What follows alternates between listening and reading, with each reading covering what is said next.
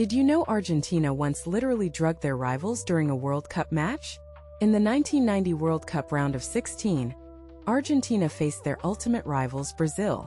During a break in play, Argentine training staff stepped onto the pitch and handed Brazil's star defender, Branco, a water bottle.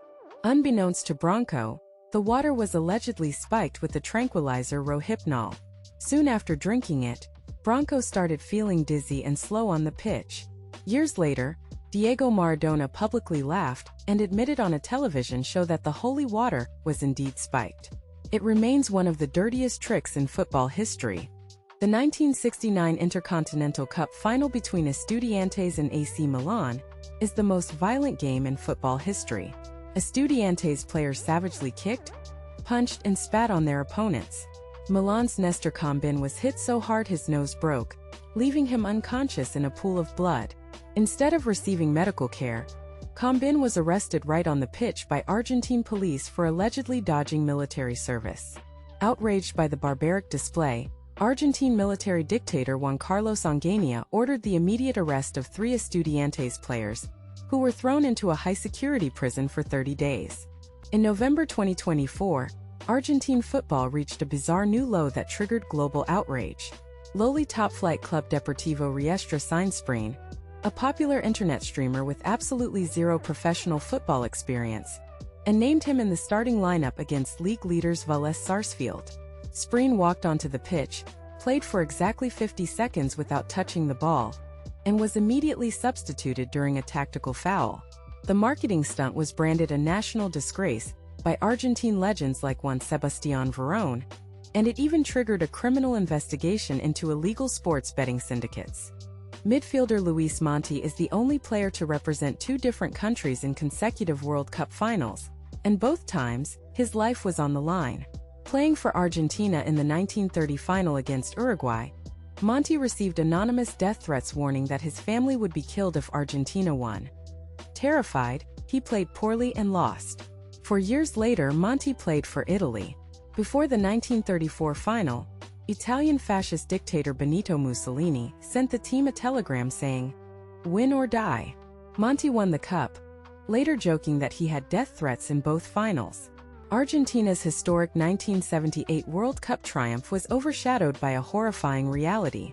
The tournament was hosted under General Jorge Vidila's brutal military junta, which was responsible for disappearing 30,000 citizens. The final matches were played in River Plate's El Monumental Stadium. Shockingly, just a 10-minute walk from the roaring crowd was the Navy School of Mechanics (ESMA), the regime's most notorious secret detention and torture center. Prisoners inside the dark cells could literally hear the crowd's ecstatic cheers as Argentina won the tournament, while being subjected to horrific torture. During that same 1978 World Cup, Argentina faced Peru in a match they had to win by at least 4 goals to advance ahead of rivals Brazil. Right before kickoff, Dictator General Videla personally walked into the Peru dressing room to wish them luck. Argentina went on to win a highly suspicious 6-0. Years later, investigations revealed that the Argentine government had shipped 35,000 tons of grain to Peru and released $50 million in frozen Peruvian assets right around the match, cementing it as one of the most corrupt World Cup scandals ever.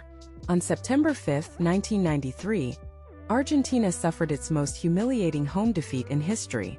As reigning back-to-back Copa America champions, they had not lost a home game in 6 years. But Colombia tore them to pieces in Buenos Aires, winning 5-0. The shock was so staggering that the home crowd did not riot. Instead, the traumatized Argentine fans stood up and gave the Colombian team a standing ovation in disbelief. The Argentine media labeled the match the Night of Shame, and the players had to be escorted off the pitch under heavy security to escape fury. Diego Maradona's international career did not end with a trophy, but with a nurse. At the 1994 World Cup in the United States, Maradona looked revitalized, scoring a stunning goal against Greece. However, after the next match against Nigeria, a medical nurse walked directly onto the pitch, took Maradona by the hand, and led him away for a random drug test. He tested positive for 5 variants of the banned stimulant ephedrine. Maradona was immediately expelled from the tournament in disgrace, throwing the entire nation of Argentina into a state of collective, tearful mourning.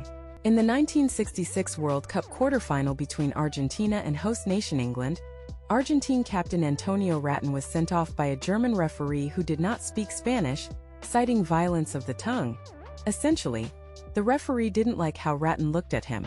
Outraged by the absurdity, Rattin refused to leave the field. He sat down directly on the royal red carpet reserved exclusively for Queen Elizabeth II and wrinkled a British corner flag in disgust before being escorted out by police. The incident sparked decades of bitter, heated sporting hatred between the two nations. San Lorenzo de Almagro, Pope Francis's favorite club, suffered a bizarre curse. During the late 1970s, Argentina's military dictatorship seized the club's historic Gasometro Stadium and sold the land to the French supermarket chain Carrefour for pennies. San Lorenzo became the only giant Argentine club never to win the Copa Libertadores, mockingly nicknamed Carrefour by rivals. However, in 2013, Cardinal Jorge Bergoglio became Pope Francis. In a miracle that fans swear was divine, the Pope's beloved San Lorenzo broke the 54-year curse and won their first Copa Libertadores in 2014, flying directly to Rome to show him the trophy.